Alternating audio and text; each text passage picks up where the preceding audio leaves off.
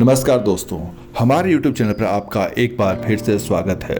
दोस्तों, बॉलीवुड के बेहतरीन कलाकार मनोज बाजपेयी के ऊपर दुखों का पहाड़ टूट पड़ा है। मनोज बाजपेयी की मां लंबे समय से बीमार चल रही थी।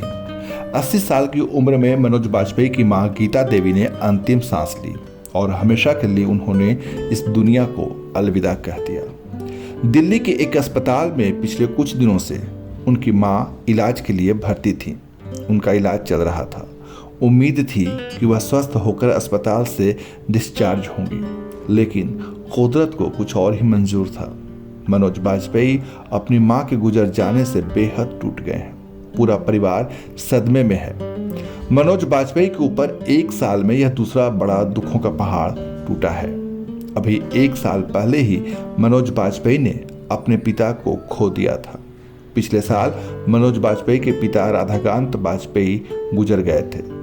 अब उनके पिता की मौत के महज एक साल के अंदर ही मनोज बाजपेयी की मां ने भी इस दुनिया को अलविदा कह दिया है। ऐसे में मनोज बाजपेयी के लिए यह एक साल के अंदर दोहरा झटका है।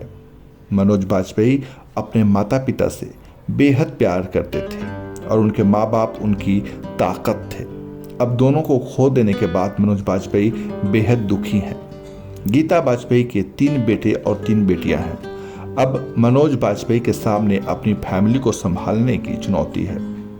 मनोज बाजपेयी का जन्म बिहार के पश्चिम चंपारण जिले के बेलवा में हुआ था। वो राष्ट्रीय नाट्य विद्यालय में शामिल होने के लिए दिल्ली आ गए थे और फिर एक्टर बनने के अपने सपने को पूरा करने के लिए मुंबई चले गए। आज अपनी एक्टिंग के दम पर मनोज बाजपेयी बॉलीवुड फिल्म इंडस्ट्री का एक जाना माना नाम है। उनकी एक्टिंग का लोहा केवल उनके फैंस ही नहीं बल्कि फिल्म इंडस्ट्री के दिग्गज भी मानते हैं। उनके मां के निधन की खबर के बाद बॉलीवुड शोक में डूब गया है।